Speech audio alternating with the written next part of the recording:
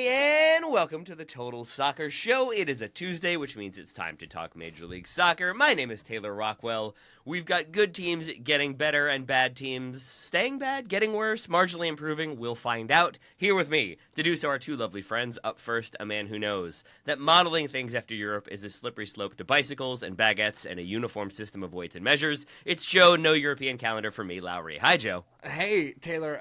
Yeah, I'm going to have a hard time ending that because all the things you mentioned are great, and I've been painted as a hater of all of those things. I'm disappointed in my newfound hatred for baguettes, and that's all I have to say. There we go. All right. Thank you for rolling with it, Joe. Rounding out the crew is our man in Minnesota, a fellow who knows that winters up north are totally fine, and a February game in Minneapolis-St. Paul is basically the same as Miami in September. It's Jeff Rueter. Hi, Jeff. Orange ball soccer just hits different. Like, never, ever discount. Like, just the visceral thrill as you see the orange balls get rolled out, and you're just like, they shouldn't be playing this game. But they will. And that's what we've been deprived. Go ahead, Jeff. Yeah. I was wondering, Jeff, do Minnesota United fans still think about it, and are they still scarred by that, what was that, like a 5-1, 6-1 loss to Atlanta with the orange ball way back in 2017 or whatever year that was? Does that still stick in the minds of Minnesota fans? It sticks in, but it's more fond. It's actually become something where it's just like it was our rubbish debut, but it was our rubbish debut, right? Okay. Right? And I think it helped that 90% of that starting lineup left the club within 16 months. If in some cases like 3. Right. So it wasn't really like the players that you still have to watch over and over, except for like a couple of exceptions like Francisco Calvo. So I think mostly it's fond memories. Yeah. That's good. Yeah. Glad to hear. I'm glad that this is officially MLS update so that we can go straight into the weeds right away. Because Orange Ball, 5-1 losses, Francisco Calvo, feels like we are on brand immediately. We are so back. We are not on a European calendar, as my introduction suggested. The MLS Board of Governors voted last week not to introduce the European calendar. At this point, they authorized a second phase of exploration into a potential move to the International Soccer Calendar. Joe, why is that the most MLS sentence I've read? Maybe not ever, but at least this season. Because it is. Yeah, it 100% is the most MLS-y sentence of all time. I saw this and wrote about it a little bit for Backheeled and had the exact same reaction that you did. If you'd asked ChatGPT to come up with something that was in the voice of Major League Soccer as an entity, this is what it would have come up with. This is not a surprise, right? I don't think that it seemed clear what MLS was going to do on this calendar topic. I don't think there was a clear right or wrong, frankly, on this calendar topic. I know I'm supposed to come up with maybe I'm supposed to come up with a take on all this. I have a hard time doing that. I see real benefits. I kind of appreciate that you're not. I think the nuance is important. I see real benefits to both sides, right? The weather stuff is a legitimate concern, and my sense of all this is that one of the biggest obstacles for MLS getting this done is the investment that would need to come from teams in cold weather markets to actually be able to train through the winter and to go out there. And I talked with Ernst Tanner about this, to install under pitch heating for places that don't have that, and to get, he called it a field house, like to get all of your winter equipment ready to rock and roll, and that costs money. And then you toss in the fact that some of these teams are losing home games in winter markets in the best time of the year. And I think there was conversation from owners about, hey, how are we going to get made right with all these changes, aka who's going to be paying us and compensating us for our difficulty here? I think that's a huge part of why MLS wasn't able to get this over the line, even though it seems there's clear interest from a number of parties inside the league to accomplish this. The biggest thing that frustrates me in all of this, and the thing that I have a hard time understanding, outside of the fact that there's lots of evidence from Major League Soccer that points to exactly what happened being exactly what was always going to happen, the thing that I struggle with is, why did this meeting about this topic happen last Thursday when the World Cup is just over a year away? If you're concerned about, hey, how are we going to get infrastructure in place in cold weather markets? How are we going to make these decisions?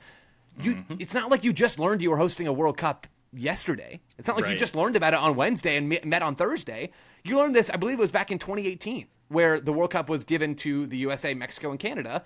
And at this point, the United States and Major League Soccer has done nothing at a like league-wide calendar level specifically to try and capitalize on the back of the momentum from 26. If you're going to make this calendar change, the time to do it is next summer, where you get out of people watching a World Cup and into watching your league. That makes so much sense to me.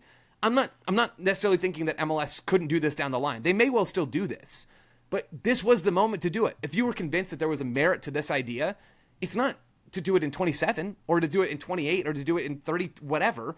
It's to do it in 26, and that's not going to happen. I will say, though, if you're trying to get the post World Cup bump, wouldn't you rather throw them the like home stretch of the regular season and the playoffs than the start of the regular season? Like, if you're just thinking, like, when is MLS its most entertaining, right? I don't think many people think it's, like, right now and for the next 3 months until you get to what the last 2 years has been after the league's cup break, right? And then you get to the final 10 regular season games in the playoffs. I think that tends to be MLS's best soccer because your squads are in a better state of construction. You've had more time together to work through the rough patches. The stakes feel more real than they do right now, right? Like, you can make the playoffs by getting 3 points from your first 10 games in this league. It's happened.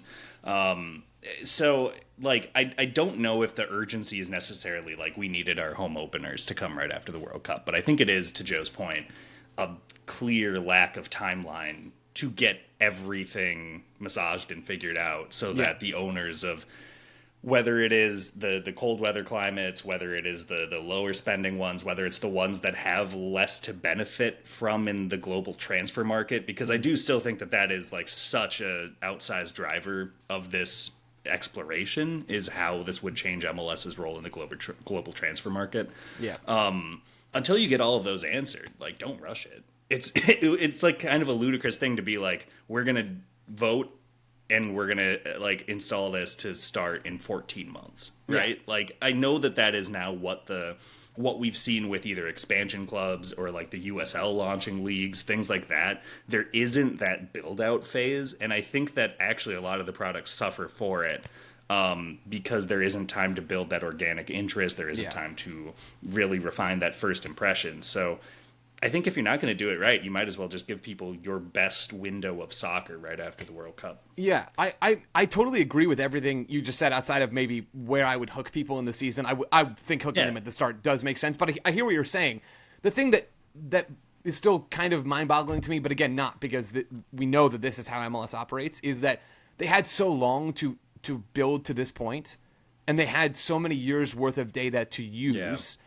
And they just kicked the can down the road until right before, and then said, "Oh, we can't do it." Right? I think, and all they did was announce that they have the discovery rights to the European calendar. Yeah. Oh, guys, we found that this they may calendar. or may not activate. Yeah. Like they've had 7 years since the World Cup was announced as coming to North America to go and decide to do this, and they waited until the last minute. They procrastinated, and they couldn't get it done. And that's, again, I'm not saying that is the worst thing in the world. I'm just saying if you're seriously considering this, you're not. I guess that's what I'm saying, because you're not seriously considering it this close to the World Cup, and that's where MLS landed. We have tons of evidence at this point that even though the league, I think, is growing, I truly believe that. The quality of play in this league is better than it has ever been, and I think that soccer is better. There are really good stories in this league. There are things about MLS that are worth covering, but we have enough evidence that says they have a really hard time getting momentum across their 30 ownership groups to actually make seismic change happen, to the point where it's clear that they're just not interested in doing that stuff. Like, otherwise they would have operated differently. If they were seriously interested in making a wholesale change to how the league works, they would have done it before. I think that's what confuses me about this. It felt like it started to get leaked. It started to get reported that they were going to vote on it. This was going to be a source of conversation, and then there would be a vote. And it felt like the momentum was building towards they kind of are going to do this. I thought it was a foregone conclusion, if I'm being totally honest. And maybe that's just my own ignorance and naivete. But I felt like, okay, they're going to vote. It's going to happen. Here we go. Here's the plan. And so then when they, I guess, do vote or don't vote, but it doesn't end up being the plan, and they vote on the, like, yeah, maybe one day possibly if the can lands in a space where we feel comfortable after kicking it, then we will possibly consider it. Why did they even talk about it? Why was this even on the table if they were never going to really want to move on it? It's a great question. It really is, because I think you're right. Like, your instinct that if it's being hyped up ahead of time by, like, as someone who, like, you know, when these things come to light worth reporting, it's usually because, like, Jeff just dancing down that icy road. Go ahead, Jeff. Absolutely. But I'm from the Midwest and I'm used to it. They get excited. They sense it. They want to get it out there and build interest in it because they've heard that the vote is coming, and they've been given reason to think that the vote could be consequential, and they want to draw attention to it, right? And so when that sort of stuff happens and there's no payoff, I mean, like, it's not even concepts of a plan, right? Like, it's just like a really confusing sort of where is your focus. This seemed like this must have been the big ticket item that we've been waiting for since Lionel Messi arrived as well, by the way, which is going to like fundamentally change this league's fates forever. So this must have been it. Because that's the make weight here, is that we also, it's not just the World Cup, it's Messi. And now we do have more time. You know, according to my colleague David Ornstein, he's going to be signing an extension to stay at least through 2026. That's great. But, like, you have so many factors right now that say this is when you evolve it, and this is when you make your big dramatic swings, you make your radical changes unlike anything MLS has really done before at a macro level since its launch, or since, you know, like a designated player rule, I guess you could maybe say as well. So for it to just kind of come out as like, we'll see. It's underwhelming. You know, it's not inspiring necessarily either. And I think I am probably not like the person Don Garber necessarily cares about with this type of news, because I think he's trying to bring in the broader fan, the new fan, whatever it may be. But I think from my perspective, there seems to be a growing concern that the league is not doing enough to capitalize on the presence of Lionel Messi now, even if they are promoting it and spotlighting him constantly. Yeah. That they're not doing enough to then kind of grow from there and affect big change within the league. Then we get USL potentially theoretically implementing Pro Rel in the near future, and it feels like they're taking swings, they're making moves. And so this feels, maybe this is incorrect, but from my perspective, this feels like another sort of like, no, not yet. No, we're going to wait. We just want to make sure everything's perfect, and we want to make sure everything's and it feels like decision by committee over and over again from a mindset of we don't want to risk messing up what we have now, so we're scared to kind of make a change. And maybe that is unfair, but that's what it keeps feeling like to me, and that's where some of my frustration comes from, is a feeling that the league isn't really doing anything to make changes, to feel like it is kind of keeping up with the times and trying to evolve. It feels like they are comfortable with the status quo as it is, or at the very least afraid of upsetting that apple cart. And so here we are. I mean, I think you're right with a lot of that, Taylor. I do think, and I try not to do this, I do think we all probably still discount the progress that MLS is making. Like, truly. And I'm not trying to come off as defending MLS and all this stuff. Again, I think the timing of all this on the calendar stuff was like a little ridiculous, frankly. But as far as the quality of the league is concerned, if that's the thing that we're concerned about, it's getting better. Transfer records are getting broken all the time, to the point where when a player moves for 8 figures, we don't bat an eye. Like Atlanta United signed Miguel Almiron, and I know this is anecdotal. They signed Miguel Almiron for 8 figures, and we're like, yeah, okay, that's cool. Kevin Denke signs for FC Cincinnati for $16 million, and we don't blink, right? The league is so clearly getting better. And to bring back a conversation we were having pre-show, Taylor, I know you and Graham were talking about the J League the other day on Soccer 101. And there were some comparisons between the J League and MLS, and I don't watch the J League. I'm not trying to claim that I do. But I think it is so easy to discount MLS as not a top 5 league in the world, but MLS is improving, truly, every season, or over from 5 seasons to the next. Like the league is in so much of a better spot, to the point where I don't necessarily find... I have a hard time poking holes in owners saying, hey, we want to be careful with what we're going to do here. Again, I have no issue with trying to do your due diligence and all this. It is just the timing that I think really stings. So I think the status quo for MLS is not standing still. The status quo for MLS is that they're getting better, truly, every season. It's just at what rate is that actually happening? And if people were hoping that Messi was going to come in and they were going to hit the accelerator button, that clearly, like really hit it to the point where, hey, we're now the 5th best league in the world. That clearly is not going to happen, and I can understand some frustration there. But to MLS's credit, the product is just so obviously better, and there are more stakes now on a spending front than there have ever been. Joe, we're coming to the end of the initial transfer window, whatever the actual terminology is for that one. Jeff mentioned concerns about the transfer window and the like in relation to the European calendar or the lack thereof. That's another thing that I think you were discussing in your piece about this failure to vote, whatever you want to go with. Yeah. Can you talk a bit about your concerns regarding transfer window dates? Yeah, so the reason why I would have shifted the calendar, if I could control everything and also change the weather, I'd also make it cooler in Phoenix while we're at it. If I could do all those things, I think the most compelling reason to change the calendar, outside of playoff timing, is aligning yourselves with the transfer windows for the best leagues in the world. So right now, MLS's primary transfer window runs up until April 23rd. So it is just over a week from today. That's when the transfer window closes. Who else is doing business in April in global soccer? Nobody. MLS's summer transfer window closes on August 21st, 23rd. Don't have the dates in front of me. It closes a good week plus before the transfer window closes. From what it used to be. Yeah. What's that? And that's later than it used to Yes. be. Like, they Yeah, changed that to make it closer, and it's still off. Yeah. Right, it's still off. Yeah. And so what happens, especially in the summer, which is when South America is doing the biggest chunk of their business, it's when the Western European leagues are doing the biggest chunk of their business, MLS taps out a good week plus before the end of their transfer deadline. And so if an MLS team wants to go sign a good player from a good league over there, then they have to pay a premium because other teams have no incentive to sell outside of you putting another bundle of cash on the desk for them. They have no incentive to sell because they could wait another week plus and see if they get a better offer, right? So it is so difficult right now that MLS's busiest transfer window is in the winter. And in every other major league in the world, that is not the case. Or at least the leagues that MLS is really trying to chase, that is not the case.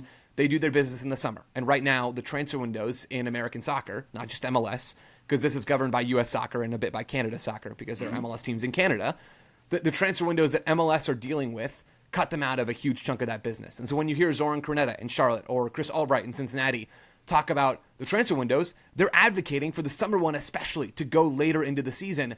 But then to tie the calendar discussion back in, and I promise I'm almost done, when you are trying to go and make big moves in the summer, even if U.S. soccer and Canada soccer can play ball and they get the transfer window extended in the summer to September 5th or whatever, so you're hanging around till the end and even a few days longer than Spain and England and Germany and France and the Netherlands, right? If you're doing that, that's great for business for Major League Soccer teams. You go and sweep up the dregs at the end of the window. You're still playing ball all the way till the end of the window. That's great. The bad news is, in the current MLS calendar, your season's basically over. And you have maybe 6-7 regular season games left. You're essentially not even signing a player for that season. You're signing them for the next season. Yeah. So it's a mess. The transfer window stuff is a mess. And it is one of the key inhibitors to MLS growing at a rate that is even faster than where they are now. There is also like one more major missed opportunity that I'll tack on, like to the scenarios you listed, where a European club missed on their top targets or couldn't afford them, got priced out, or a player picked up an injury in the first game of the regular season in mid-August, right? And they need to bring in someone else who is on their list, and maybe a player in MLS is on their list, and so you're getting close to the end of August or September 1st, and you're saying, I want to bring in Obed Vargas. Well, if Seattle they've just closed their window, right? So they're done. They can't bring in another player from abroad, right? They can go for free agent route, I think is still available until the roster freeze, but like that's it. That's your entire mechanism. And so you can't even bring in Aaron Malloy from the USL. And so you're looking and you're saying, okay, maybe Shout out Aaron Malloy, by the it's way. not time, right? Like you just talk yourself into it's not time for us to get rid of Obed Vargas because we cannot replace him. And we're our level as we're getting close to the postseason, the most important part of our schedule. Sorry, ship left the dock. Like we can't possibly move him on. And so then the player's career suffers for it a little bit, right? If this was their best chance to make that move that they have aspired to in their careers, the team maybe loses out on the highest possible valuation of the player. So you can see where like not being able to replace makes it even harder to sell. Yep. And so that's where that summer window in particular, I think, really needs to get sorted out, even if they're going to keep the calendar the way it is. And by the way, I'm a calendar flipping skeptic. That won't surprise anyone just based out of St. Paul. But yeah, I think that is a part of it, the transfer windows, that I think is actually where they would see more tangible benefit immediately than just changing the entire season. But that's just my opinion. All right. Well, I think we all had discussing transfer windows and dates and weather in the opening segment. So let's take a break. We'll come back and we'll talk about some actual MLS action, including some transfers that have happened, one in particular.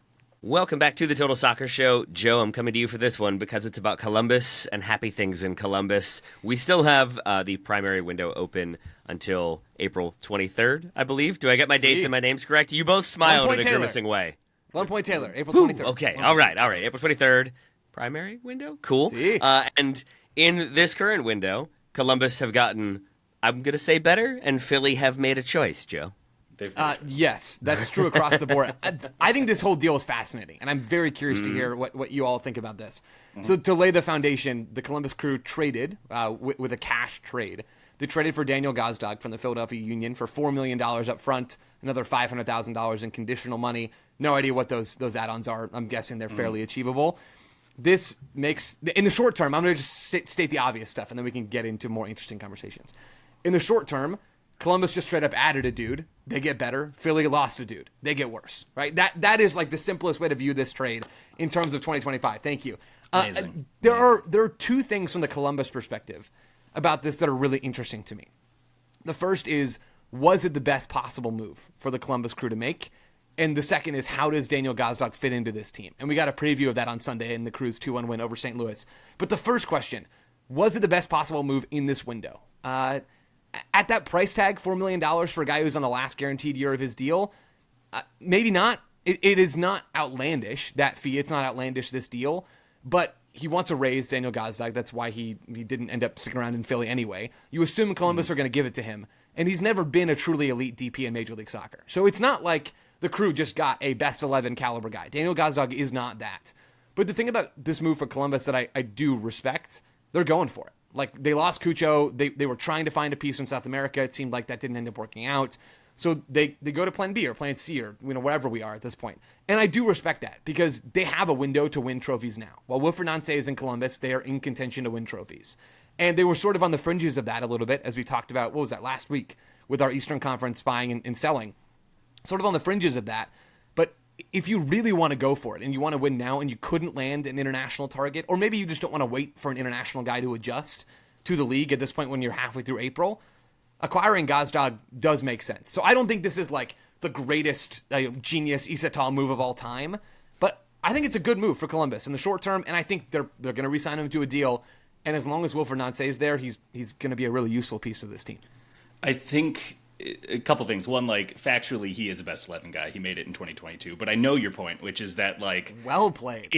It is more about, is he going to be now? Are you looking at Daniel Gazdag right now and saying he is going to be better than Lucho Acosta and Lionel Messi and if Hani Mukhtar has a resurgence, like you and Albert Rusnak, Christian Espinoza, right? Like, name some guys. So, like, I get what you're saying on that one, and I do agree with you on it. I think what works really well about Gazdag is that he is a profile who benefits from a quality of player around him. And so I think that if you add that Cucho replacement, it can still work. I don't think that this prohibits them and precludes them from signing a guy like that in the summer. I think that Gazdag can still fit in.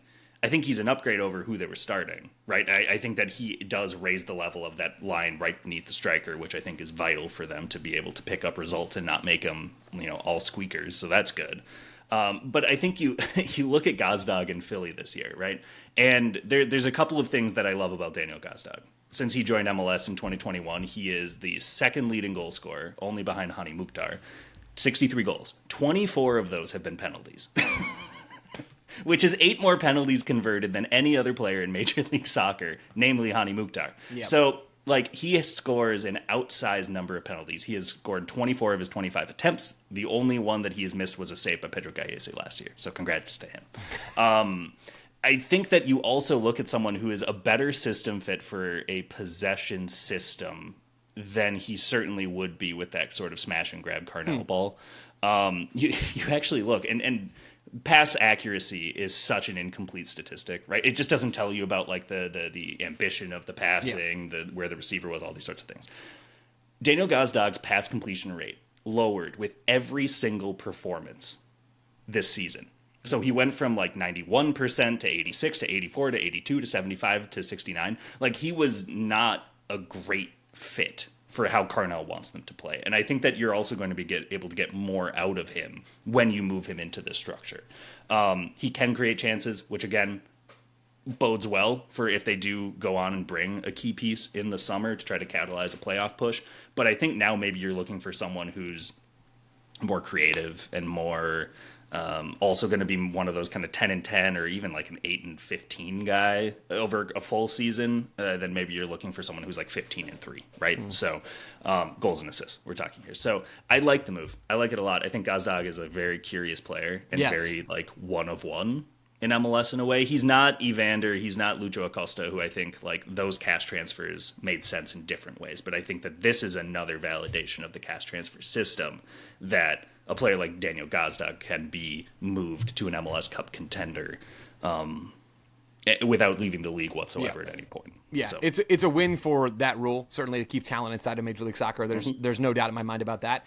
I think you're I think you're totally onto something, Jeff, with talking about how Gazdag is a curious player. That's one of the reasons why I like this move so much is he is one of one in this league, where we might quibble a little bit about like his fit in a possession team, even if we're going to get to the same point. Like maybe I'm doing new math and you're doing old math. I don't know. We're going to get to the same answer. I don't know how new math works, by the way. I missed all that, but like we're going to get to the same place.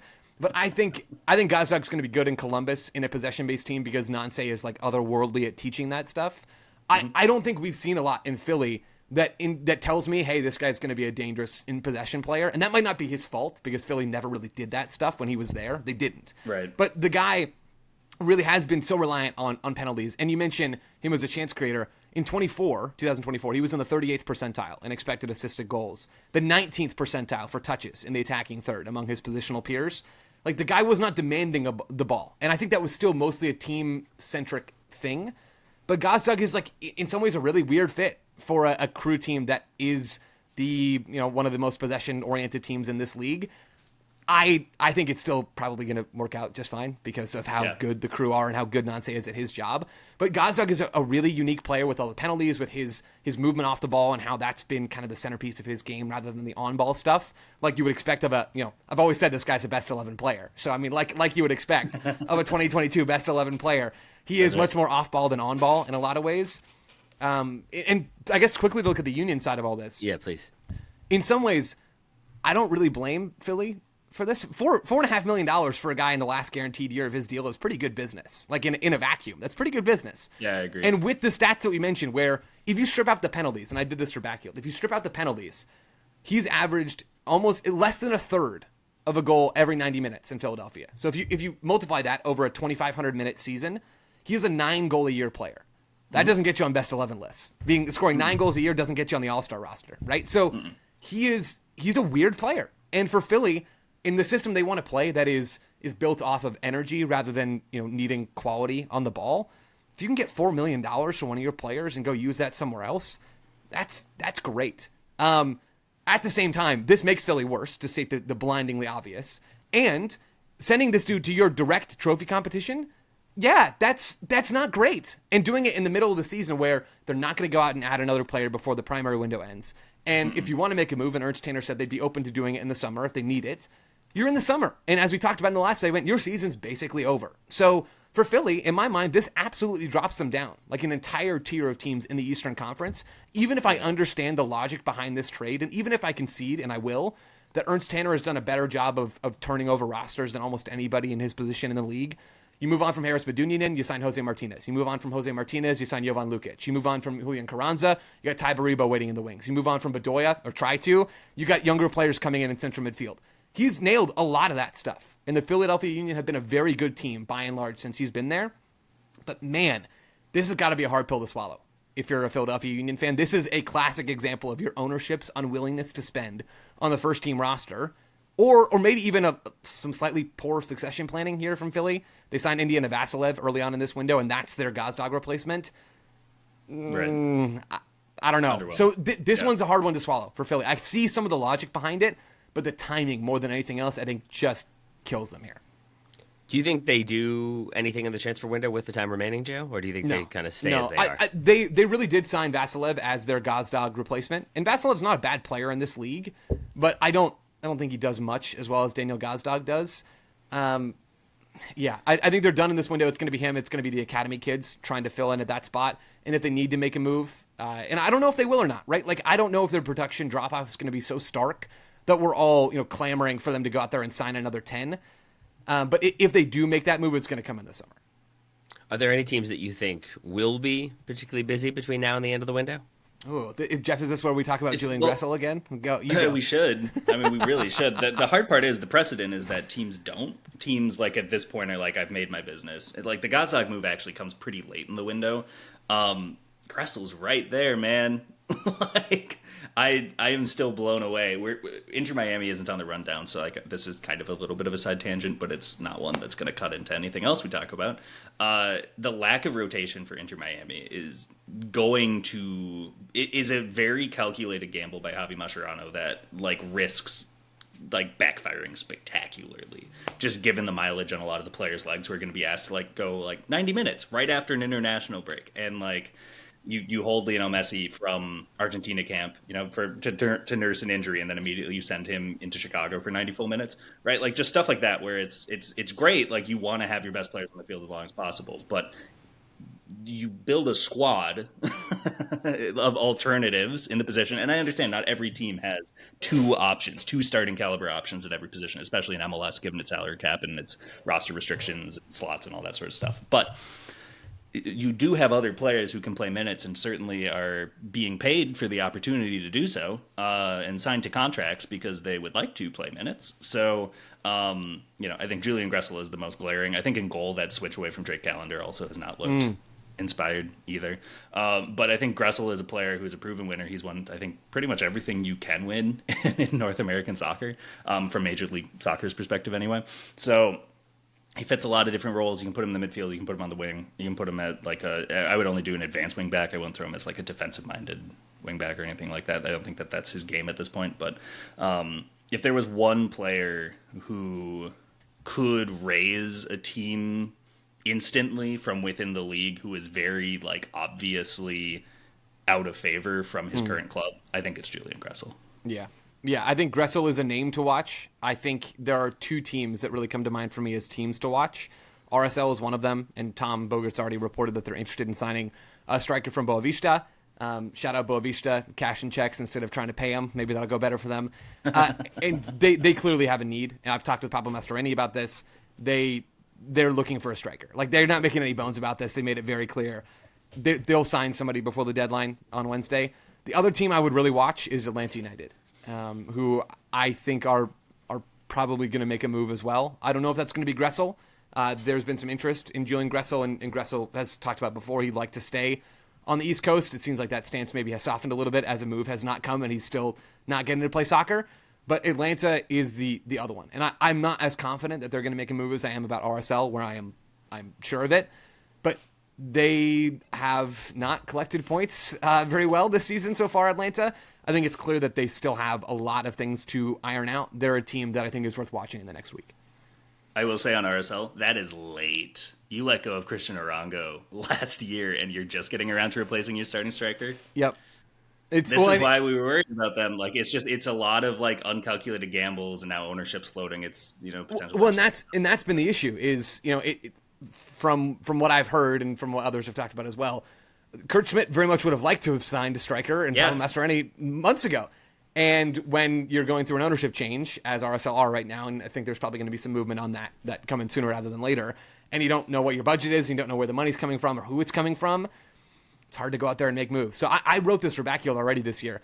I wrote that if they didn't sign somebody before Wednesday's deadline, I think their season's over. Right? We saw this last year when you're trying to go and add pieces so late in the window, you can't do it. Right? It's just it's not an effective way. St. Louis waited, and they needed pieces. The Revs waited, they needed pieces, and neither of those teams made the playoffs. Right? So RSL needs somebody, and even then they still need some help too.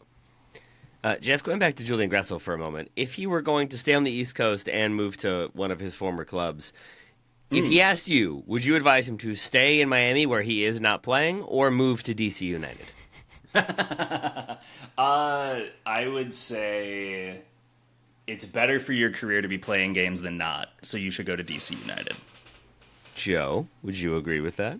I mean, yeah, I think Gressel needs to go somewhere. Assuming he wants to keep playing soccer, which I would imagine he does. You probably want to go somewhere where you're actually going to play. That it would take him back to a club where he's already been, and that club would happen to also be DC United, and not, say, the Vancouver Whitecaps, where I think that would be a much more fun place to be right now. Yeah, it's not great. It's not great. I just got to ask you guys, does your mind ever do this thing where it accidentally photoshops players into jerseys and you swear that they've played there? It was a specific Whitecaps jersey that they wore that was kind of blocky that the Revolution has also worn. So in my mind, Julian Gressel had a brief stint with the New England Revs. Nice. He has never played a game there. But not for those reasons, but I did just check to make sure he had never played for New England specifically. So yes, I guess in that way we came to the same incorrect theoretical conclusion. I think talking about Julian Gressel not moving to DC United, which I don't think he should do, is the way I'm going to clunkily transition us to talk about some of the struggling teams in the league, is how I'll put it. Because we've talked about buying or selling Western Conference contenders. We've done the same with the East. Let's talk about some teams that we don't think are maybe going to be contenders, and let's go ahead and start with DC United. Here's what people are saying. Ben Wright, this DC team is an absolute disaster, even with one of the most dominant goal scorers MLS has ever seen up front. This is simply not a functional team. Their rest defense is shambolic. Their build-out is predictable. Their press is increasingly easy to play through. Pablo Amar. Benteke is absolutely the best player to have ever been squandered by an MLS team, in my opinion. Could make a case for Zlatan, but... curse word, those Galaxy teams weren't pitiful. And my buddy Patrick, who's been a DC supporter since they were founded, and I think has been a much more loyal follower, every game watcher since 2007. He said, I think this might be the worst DC United team I've ever seen, and I could not come up with one off of the top of my head to challenge that. And there have been some bad DC United teams in their history. There have been some very good ones, but there have been some very bad ones. Jeff, how bleak are things? Let's talk it out. Quite. I think that you look at the squad as it's constructed. You're in year 2 of a sporting director, right? So Ali McKay came over from Nashville. And so ostensibly you would assume that they are still in the work out from the predecessor's contract phase of the rebuild. But they did make some changes. I think what was interesting is that last year, seemingly, their best, consistent, not chance creator, but line-breaking threat was their goalkeeper. And then they let him go. And he's at Notts County in League 2 right now. Shout out Tyler Miller. And so you didn't find another player who is among the best launch, long ball, distributive goalkeepers in MLS history. And so you've lost actually one of your crucial ways that you created chances from what did look like an unsustainable methodology to begin with. So that's not a great place to start. I agree with all of the kind words that are being said about Christian Benteke. He deserves nothing but the best, and he certainly deserves better than the team he has around him right now. You look at, they lost against Cincinnati 1-0 over the weekend. A lot of teams are going to lose 1-0 to Cincinnati this season. So I don't think that that's necessarily a result that I'm terribly worried about. I think that you look at the scale of how the Earthquakes just absolutely obliterated them a week before, right? 6-1. And that was the big... MLS is so confused about its own history. Sorry, this is such a different tangent where they're saying their 30th anniversary is this year, even though it's their 30th season. And I'm pretty sure it's just because they know they're going to come up against 26. Did I have this conspiracy theory last week too? I think I did. So they're currently saying this was our 30th anniversary game, and Eric Winalda had the ceremonial first kick. He actually nailed the choreo. It was pretty impressive. He put it right in the upper corner after not making a guy. So good work. Good. Do your own research. That's nice. But then once the game started, the shots looked even easier than a choreographed ceremonial pregame first goal. The defending that you see right now from DC is incoherent. The buildup that you see is futile, and if it doesn't get to Benteke, they're just out of ideas already. And it's April. It's early April. You should still be fresh from your preseason, where if nothing else, you're going back to one, and you're going to continue to try to run your plays and work through the issues and all that sort of stuff. And they just already look rudderless. I don't. They have some pieces that I do like to scale, that I think that you could definitely envision being on playoff teams besides Benteke. Aaron Herrera at fullback, Jared Stroud is an off the bench chance creator. I think could work.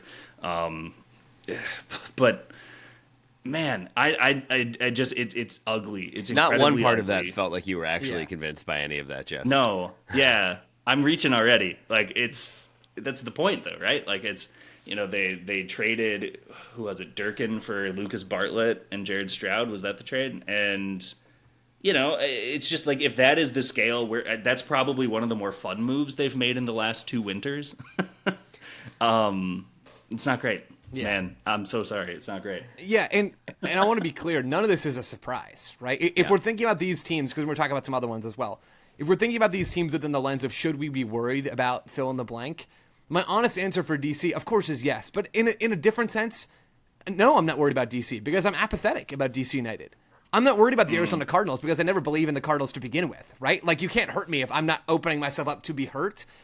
DC United fans... Yes, go ahead and be angry about this. I sincerely hope that you're not being let down by whatever's happening on the field right now for DC United. If you looked at this roster in preseason and said, oh, we're going somewhere. Ooh, no, that was never going to happen. There's one DP on this roster. center back is still an obvious problem. Your center back signing over the offseason was Kai Rowles, signed from the Scottish first tier and not from Celtic or Rangers, right? Like That's right. Yeah. Center back's an obvious problem. There are clear holes in this roster, and there's no top-end talent outside of Christian Benteke. There are some pieces, as Jeff says, that I like in this roster. I think João Pedro has been a good signing for them. I like Jared Stroud as a player in this league. I like Borisy now and some of what I've seen from him. Aaron Herrera is a good player. There's talent here, some. There's not as much talent as almost every other team in this league. Like DC are bordering on CF Montreal here with how they built this roster. And I don't know where to put blame for that. I don't know. I've never spoken with Ali McKay. I would imagine that a lot of this rests on ownership. When you have one DP on your roster and you don't go sign another one, it's not because your CSO is saying, hey, we don't need any more DPs. That doesn't happen. So ownership is a huge problem. The only other thing on DC where I think they are playing at a level still that is beneath them. I think their ceiling is low. I think their ceiling is like a wild card playoff team. Their ceiling's low. That's not a good place to be when your ceiling is in the wild card spots. But I am a little bit worried for Troy Lesesne right now. I want to be clear that he is not the primary issue with this team. It is that the roster is horrible, and I think that mostly comes from ownership.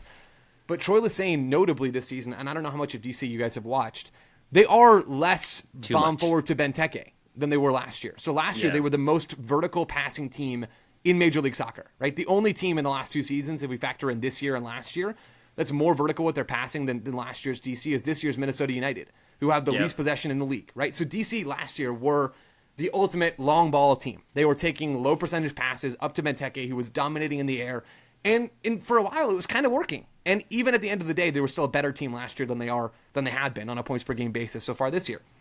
The problem is, this year, Lesesne has backed off of that. And their vertical passing distance is about 2 yards shorter this year than it was last year, to the point where they're not even like the most vertical passing team in 2025 in Major League Soccer. Minnesota has surpassed them. They're Colorado, St. Louis, Philly. I mean, they're like 7th on that list.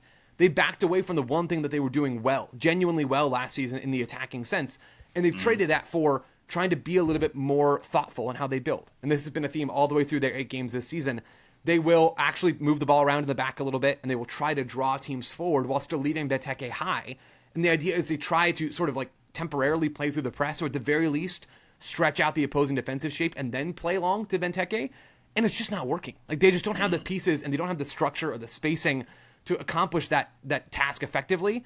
And I think their floor is lowered as a result of that strategy. And so that's why I'm worried for Lesesne. It's not because this team should be in the playoffs, and it's a crime that they're not. Again, this is a horrible roster, truly horrible.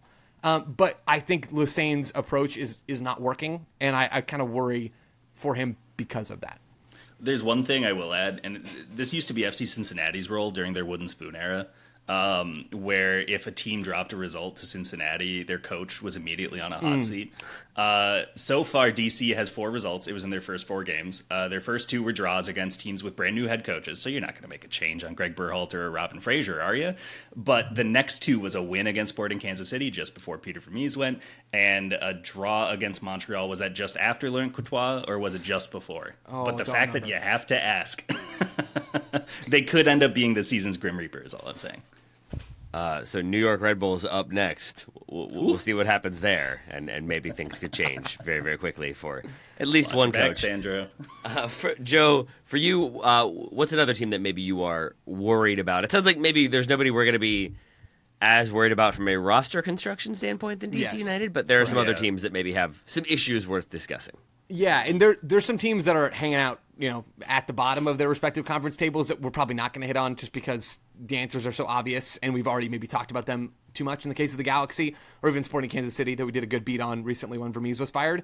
I'll take us to Houston, who I'm worried about. I'm not sure this is a playoff team, and I had them in the playoffs before this season started, and there's a couple of reasons for that. But the biggest issue right now for Houston is that Andrzej Linger, I don't know if anybody wants to do a reference that I don't get on Andrzej Linger before we move on. Linger still hasn't debuted for this team. That's their DP attacking midfielder that they signed from the Czech Republic, Czechia, and they haven't had him on the field at all. The fans haven't had a chance to check him out yet. Yeah, there it is. Thank you, Jeff. I knew you'd deliver. I needed it in my veins. Variety is the spice of life, my friend. The Dynamo are, if they want to make a surge up the West, right? They're going to have to rely on a bunch of new players, right? Linger, Dwayne Holmes, right? Or they're going to have to rely on guys that have been recently injured. Dwayne Holmes also visited Wait. that bucket. Lawrence Anali, Nelson forgot Dwayne Quinones. Holmes was there. Dwayne Octavius Holmes plays for Dwayne Houston? Octavius Holmes Oh, is boy. signed for the Houston Dynamo. He my is, goodness. I think he broke his leg, shortly-ish before signing. So again, he fits in the injured and the new bucket. But he has 7 more now. Yes, Yeah, and that checks they're out. all That going checks to out. work great. That's That's seamless, Joe. Seamless. Yes, ending there. I tried. So they need those injured or players who have literally never played soccer for the Houston Dynamo guys to, number one, gel quickly with each other, and number two, to be actually good. And that could happen because Ben Olsen's tactical framework is super clear. The Dynamo have one of the clearest identities in Major League Soccer. I firmly believe that inserting yourself into a team like that, where your role is clear and defined, is so much easier than hopping into, say, an Atlanta United. Who knows? Maybe we'll talk about them later. But really, there's so much to do for Houston, and they've started the season so slowly. To be where they are currently outside of the playoff spots, to be all the way down, in 13th in the Western Conference with 6 points through 8 games, they got a lot of ground to cover. And, man, they need a lot of things to go right, and that's before we even get to goalkeeper, to be anything resembling good this year. Yeah, I think because of how slowly things have gone on the player acquisition front and the integration front, I am actively worried about the Dynamo. What's the issue on the goalkeeping front? Why don't you like Blake Gillingham? I don't feel anything for Blake Gillingham. Is the real issue. So they've lost Andrew Tarbell for the season, and Jimmy Maurer has been injured. 22-year-old Blake Gillingham has been the starter for them in the last couple of games. They just signed Jonathan Bond over from Watford, where he was horrific with the Galaxy before. They're just not exactly set in goal at the moment. And add that then to all of the attacking questions. They were a bit better, Houston, against the Galaxy over the weekend in the attack. They also played up a man for 60 minutes because the Galaxy are ridiculous right now.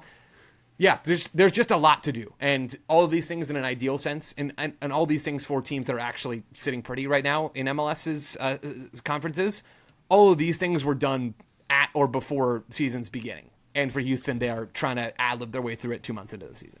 Yeah, and I think another issue with the goalkeeper thing is that you are 7 games into your season, and you've already had 3 different goalkeepers start multiple games. Yeah. Which is mathematically very difficult to do. So you threaded the needle there, congratulations. But the hard part is that unsettles your defense. And that also makes so that the communication from the back, the organization, not just on set pieces and walls, but also with how you're moving, what run you're picking up on, which one you're letting off, all of these sorts of things. All of that is changing every other week for them at this point. And they brought in another goalkeeper who is probably going to get thrown into the starting mix. So I would guess that you'll have 4 goalkeepers with Bond who will start multiple games already. So it's just like it's a total lack of continuity at this point too. And we knew that there would be some turnover in their style and where their chances would come from when Herrera and Carrasquilla both left this winter. And you're seeing Jack McGlynn get as many touches as we thought, about 92 per game per 90 minutes. Like that's, he's the midfield focal point at this point. He leads the team in touches per game. So good for his development, even if the team around him is struggling. He'll be able to get his hero ball chances. He loves a shot from deep, right? We've seen it. So, I'm worried about them. I think that the only thing I will say though is that they regressed more than any other team that was in the playoffs last year, in my opinion. And I think it was most visible just because of some of those headline departures without the corresponding replacements coming in. So I'm not surprised necessarily. I'm not worried about the Dynamo because this looked like it was going to be a transition year to get towards 26. So I don't think that they'll factor in a very messy Western Conference. But it's not great right now. I feel like that's going to be the conclusion for every single team we're going to talk about. Let's take a break. We'll come back. We'll talk about some more teams that are struggling. Maybe we'll close with some happier thoughts. Back shortly. Welcome back to the Total Soccer Show. We continue to talk about some teams that maybe should be concerned, maybe already are concerned. Joe, let's talk about Julian Gressel's not once but maybe future employers, the New England Revolution. Yeah, Rev's not playing good ball this year. I think it, right? Nobody's seat has been toastier than Caleb Porter's so far this season. I think that is entirely fair to say.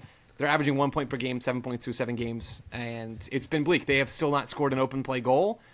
That said, I am less worried about this team today than I was at this time last week. And there's one reason for that. And I think it is a credit to Caleb Porter, without a doubt, for the tactical shift that they had against Atlanta United. So far in 2025, prior to this past weekend, where they beat Atlanta 1-0, by the way. Prior to this past weekend, New England had been a 4-2-3-1 team. They were playing with 2 wingers, And one of the issues for them was that the wingers looked real bad. Ignatius Ganago and Luca Langoni were the two regular starters for them on the wings.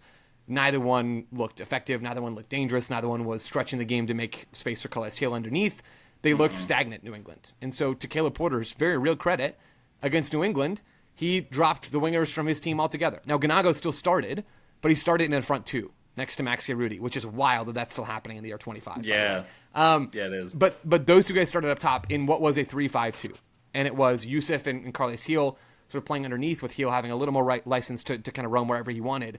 But the wingers, there were no wingers anymore in that setup. There were wing backs. And it was Feingold on one side and Peyton Miller over on the other. Those two guys provided more dynamism going forward. I think they are just better players, frankly, than some of the other options that the Revs have in wide areas.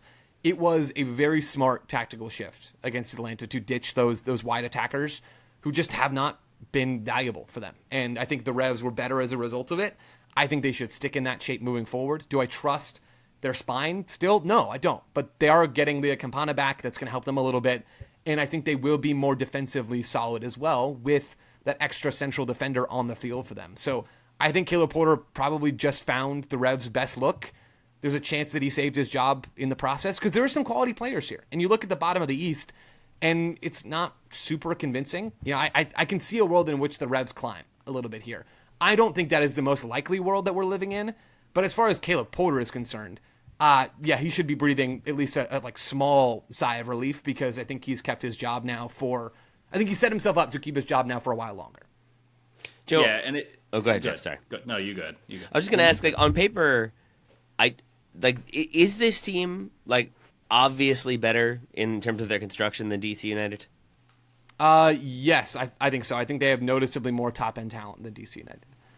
Such as between Carles Hill, I like Yusuf in midfield for them. I like Leo Campana as another attacking piece. I don't think it is night and day here, but DC have Christian Benteke and Co. And I think you can at least dig a little bit more into that top group with New England. It just makes me wonder if, to your point, a tactical adjustment, some coaching adjustments maybe could have an impact. In DC, without a doubt. Yep, Yeah. I think it could. I think for both of these teams, again, I don't think the Revs' ceiling is noticeably higher than DC. I think their ceiling is probably 8th in the East as well. So it is not night and day, and I can't remember if we said obviously there. So maybe I overstated that slightly, the difference between these teams. But yeah, tactical tweaks to make these teams play ball that fits the personnel a bit better would help in both cases, and has in New England's. Jeff, any thoughts on New England, or should we talk about their vanquished foes, Atlanta? Yeah, I mean, we'll just use it as a seamless transition because they played each other. It right? was pretty seamless, thank you. Yeah, good work. I think that you look at the goal that they scored, first of all, is not necessarily dependable. It is a dumb foul at the edge of the box as a player's about to leave the box and then gets tripped and then draws a penalty, and then Carlos Hill converts it, right? And I guess you could gamify it and you could just dare all of your attackers to dribble at the edge of the box in hopes that they get clumsy challenges. That might actually be really fun to watch, honestly. But I think that the flip side is that we see this with Caleb Porter teams, and we saw this in Portland. He had a core of, peak Diego Chara, peak Darlington Nagbe, peak Diego Valeri, and still missed the playoffs with frequency and regularity, right? And for whatever reason, Columbus, same sort of thing. Won MLS Cup, in a very weird season, to be fair, and then really struggled with a group of players who went on to, with some upgrades, granted, in 2023, went on to win MLS Cup as well. So I'm not necessarily sure I see coach who raises the level of the parts that he's handed, per se, but I think that you look at the way that they looked. The players who were on the field looked absolutely cohesive and locked in down the stretch for the final 20 minutes. And that game against Atlanta did win the balance of possession. They had more shots. They generated more XG. So they weren't like totally rattled and shocked and suddenly just like hopelessly crossing the ball into the box. They were really trying stuff. And it didn't come off. And every time a shot was blocked, you saw 3 Revolution players, all gathering to high five and bro hug and all these sorts of things. And every time they were able to clear the ball, there was, one player who was like, fired up and going to his goalkeeper and stuff like that. Like, they looked like they were absolutely in their element. And that is a good way to pick up results in Major League Soccer. It's also a really worrying thing when you contrast it with Atlanta United, who had none of those vibes. And I am worried about Atlanta United. Like, I'll stick my neck out on that one. I really, really worried because I don't think that you see any of the DNA that worked for them in 2018. And I'm not just talking about like Miguel Almiron doesn't have Joseph, so you don't have the this goal celebration and stuff like that. It's not that. It's you don't have the Lorenowitzes, you don't have the Parkhursts, you don't have the guys who are there to do a job and to do their role and to do their role well, and then let others kind of carry the more high risk, high reward sort of attacking stuff, right? Right now you have a lot of sort of kind of either finesse players or guys who came to MLS, specifically Atlanta, thinking it would be, a good kind of glamour opportunity. I don't think that you see a lot of like those hard challenges. I think that their midfield looks really unsettled as constructed right now, even though some of the personnel, it's one of the highest earning midfields probably in MLS at this point. And like, I don't think there's been an issue, like a very obvious issue yet with the Almiron and Latela fit, right? Like, correct me if I'm wrong. I don't think that there's been anything, but like, I agree.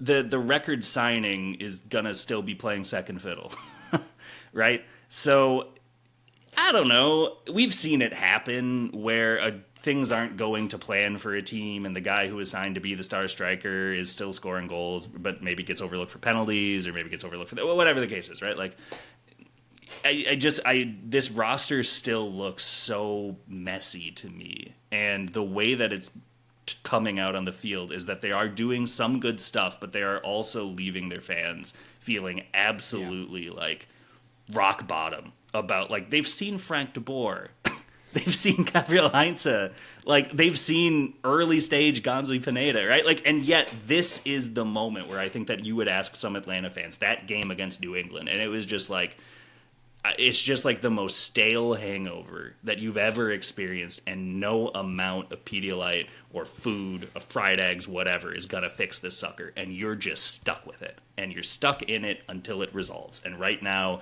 that resolution does not seem to be coming for them. Yeah, I am with you on so much of that, Jeff. The thing that I think about most with Atlanta United is I'm worried about Alexei Moranchuk more than anything. To go back to foundational principles, you have 3 DPs in MLS. Atlanta United have 3 DPs. They've got Latte Lat, they've got Almiron, they've got Moranchuk. It is difficult, not impossible, but it's difficult to win MLS Cup or to go out there and win trophies and play at the highest levels of this league if you're not getting high-level production from each of those guys. And the reality is that Alexei Moranchuk has not been producing like a $13.5 million player. In fact, he's not been producing like a $4 million player. Like a $1.5 million player. I am worried that he is just not good. And so far, he has not been good. And I'm worried, I guess, that he's not going to come good. 2024, played 650 minutes after signing from Atalanta. And he was in the 20th percentile among his positional peers in non-penalty XG plus expected assisted goals. Basically, not finding chances for himself, not creating for his teammates. This year, he's been a bit better. He's in the 64th percentile. But again, this guy cost him $13.5 million. And much more important than that, because this is an Arthur Blank-owned team, it matters that he's taking up a DP spot. The spend is less relevant. It's just fun to say. But really, it's that I am worried that the best version of this team involves Alexei Moranchuk not playing, truly. Mm-hmm. And I am worried that version of Atlanta United cannot win a trophy. That is how I would summarize my concerns for Atlanta is they need their top-end guys to be their top-end guys, because center back is not a position of strength, goalkeeper is not a position of strength, the base of midfield doesn't seem to be a position of strength. You need to go and be the Galaxy. That was the whole thing for Atlanta United over the offseason. They talked about how we wanted to have Alexei Moranchuk be our quarterback and surround him with speed. That's why they got Latte Lat. That's why they liked him so much. That Miguel Almiron is still a runner, even at his age now, where he's basically decrepit. I mean, how's the guy still moving? Like, it is, you got to lean into the bit. I know it's for the Discord. I'm just fanning the Discord right now. They wanted to surround Moranchuk with speed. And Ronnie Deila called Alexei Moranchuk the quarterback of this team. And you know who else in Major League Soccer called a player a quarterback of their team last year? Will Kuntz, talking to me about Ricky Puig as their quarterback and surrounding that guy with speed. It is so clear to me that Atlanta United were trying to take a page, maybe even a whole chapter, out of the Galaxy's book. And they wanted Moranchuk to be their version of Ricky Puig in a I don't know, a Walmart version, not dollar store version, but a Walmart version of Ricky Puig. And the guy just can't do it. Ronnie Deila has played Alexei Moranchuk and Miguel Almiron in 4 different roles so far this season. And we're 8 games through the season. They played a 4-2-3-1 with Moranchuk as a 10, Almiron on the right wing. They played a 4-2-3-1 with Moranchuk as an 8, Almiron as the 10. Same shape, Moranchuk as the 10, Almiron on the left. a 3-4-2-1 with Marenchuk and Almiron in the half spaces as those dual 10s, and nothing has been especially convincing. Yeah, I'm worried. I'm worried about this Atlanta team. Are you more worried about Atlanta or Seattle? Atlanta, for sure. Okay. And to be clear, Atlanta's ceiling is still high, and they've got some time to work some things out here. They are quickly watching that time fritter away, but they have some talent in a way that I'm not panicked about Atlanta totally missing the playoffs at this stage of the season, although it's possible that they do. Seattle, I'm not worried about almost at all. I think they're playing legitimately good soccer for the most part. They haven't been getting the right bounces, and they've also been destroyed by injuries so far this year. Jordan Morris has started only 2 games of a possible 8 in MLS play. Same for Pedro de la Vega, who, like him or not, and I don't like him a whole lot, he gives you a ton defensively in his effort and can do some ball progression stuff. Abba Rusnak has missed 2 games. Paul Arriola is out injured for the season. And despite all that stuff and playing in CCC, they still have the 6th best expected goal differential in MLS at the moment. They're going to start picking up wins here, Seattle, and they did that on the road in Dallas over the weekend. Yeah, I don't think that they really know, speaking of Dallas, what to do with Jesus Ferreira just yet. Yeah, agreed. And so I think that that's another big variable that they need to solve for and just figure out where you're going to get the best from him, especially once Morris comes back and if De La Vega stays healthy. And, granted, you don't have Areola, but like they made some calculated moves with the idea that we are going to be a team that is very much constructed for Major League Soccer, right? And right now, they just haven't been able to put that team on the field. So I'm not worried about Seattle either. I think that win against Dallas, that could go like a long way to getting over their frustration with how they performed in CONCACAF this year. Not just the result itself, but also how they absolutely squandered their home leg of that series and didn't even really set themselves up with much of a chance for the return. So they're still figuring out how to get players who are used to being the most important players on their team to become the 3rd or 4th most important player on their team, right? That sort of problem, I think, is something that you can usually work out a little bit more than what Atlanta's looking at, which is just that the construction doesn't seem like it has all of the necessary pieces to actually be coherent. Question for you both. Who is the bad team, could be a team we've discussed on the show, could be a team we haven't discussed on the show, that you most enjoy watching for whatever reason? Could be one individual player, could be that they are doing some interesting things, could be just how bad they actually are and how bad it could get. Who would you say you would be like, oh yeah, I'll watch them play whomever? Oh, man. Jeff, you want to go first? You want me to go first? So I would say your options Charlotte's would be up there. Atlanta, New England, DC, Toronto. And then what? Galaxy, I guess, is probably the answer. Maybe we should exclude them because I feel like they are. Like maybe this question could be named after them. But Sporting KC, Houston. I don't think St. Louis are in there quite yet. Seattle aren't in there. So yeah. I still make time to watch Atlanta and the Galaxy every weekend. I enjoy the top end pieces that those teams have. Although, man, Gabriel Peck looks like a shell of himself without Ricky Puig on that team. Like I think he's better than what he's shown so far this year. But this was the Gabriel Peck we were talking about, maybe moving somewhere for $20+ million because he was electric last season. And it honestly kind of validates some of my initial scouting I'd done on Gabriel Peck when he was in Brazil, where I watched him and I thought he looked good, but not anything like we saw last year. Well, it turns out when you're playing with Ricky Puig, it's a lot easier to look like a really, really good player. But I love watching Peck. They finally get Peck and Paintsell back on the field together for the first time in the regular season from the opening whistle. And then they go down to 10 men. Shout out Zonka for just completely blowing that entire game basically for the Galaxy. But I like the Galaxy and Atlanta from a neutral's perspective because they still have the allure of doing something spectacular. It could go in either direction, but it feels like they are operating on the poles in a way that a lot of these other bad teams are not.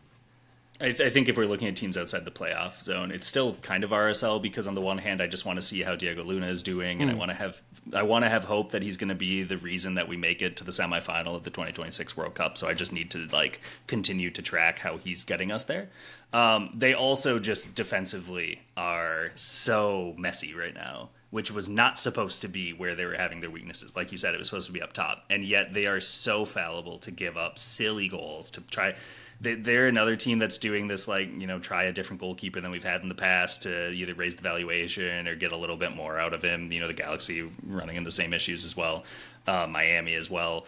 It hasn't been working. He's had some nightmarish when playing out of the back goes wrong clips that have made it onto the main feed of that account. So that's one. For better, the team that I enjoy watching, the team that everyone should be watching that we have talked about recently, so we don't have to belabor this point, is Vancouver, who very fun.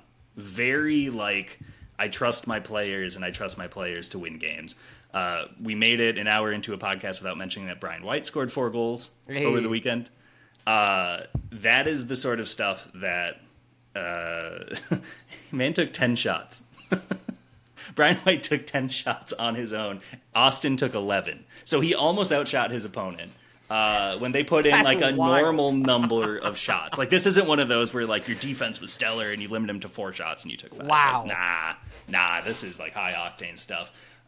Daniel Rios is getting like a good run of games as a winger, and like Emmanuel Sabi. Like, it's just like it's a great collective of players to watch. It's a very fun and effective start to the season. I don't remember where I had them on my confidence ranking 2 weeks ago, but I'm still very confident. I think I had them second, like right around Minnesota. I still think that like those 2 teams, Minnesota's another one that's very fun to watch, but I've talked about them last week. I think that they're both here to stay in the top 4 or 5 places of the West. I'm pretty confident in that. Joe, speaking of fun and effective, Chris Armas is Colorado? Yeah. I've been just so impressed by Chris Armas in his return to Major League Soccer. I had a chance to sit down with him for about an hour last year. We pulled out his tactical whiteboard and was showing me, all sorts of stuff. And I don't know, I really came away impressed with him as a coach. It's really easy to do that in those conversations because it's all theory. And I feel like I've got some decent tactical theory to toss out there that maybe I could sway a different version of myself with. But you marry that with what his Rapids team have accomplished on the field, and it's pretty impressive. They were the first team this season over the weekend to kind of take San Diego to task a little bit and to turn San Diego's commitment to really short passes out of the back. No team in MLS passes the ball more horizontally in their own third of the field than San Diego, right? San Diego are here to build short passes. They want to play through you, not over you.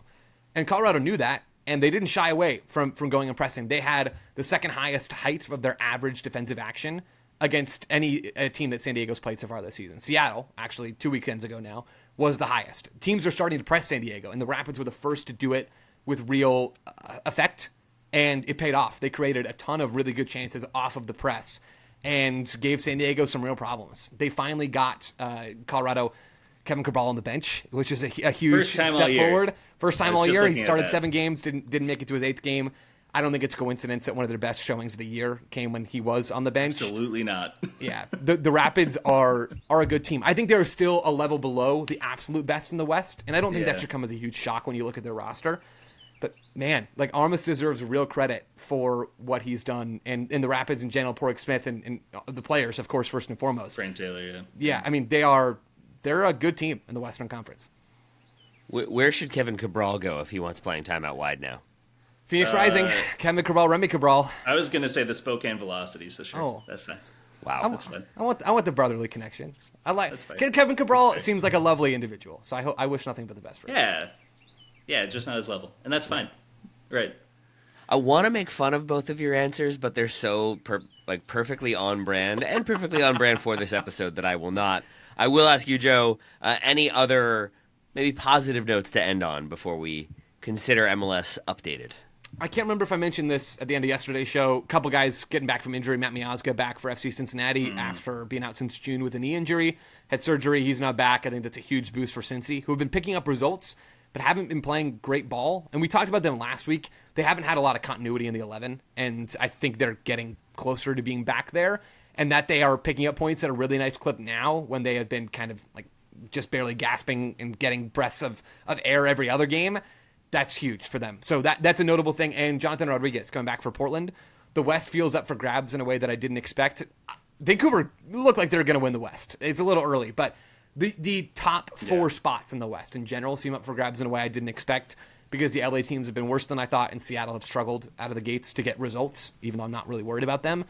Portland getting J-Rod back is huge. He was fantastic for them last year. He and Felipe Mora and Evander were the first trio in MLS history to register 14 goals or more apiece on the same team in the same season. And Rodriguez he's the best returner of that bunch. He's a star for this team out on the left wing. He finally got back on the field after a knee issue in preseason, I believe. That was when he suffered that. And he was up to his old tricks in his 20-plus minutes against Sporting Kansas City. 4-2 win for the Timbers. I don't think the Timbers are a great team. They are obviously a better team with Jonathan Rodriguez on the field. So that is very positive. That's a positive note to end on. Thank you, Joe Lowry, for that, my friend. Thanks, Taylor. And Jeff Rueter, congratulations to you. I believe you are the first person to ever say the words Spokane Velocity on this episode, or on this show, together. I could be wrong on that one. Joe can fact check me.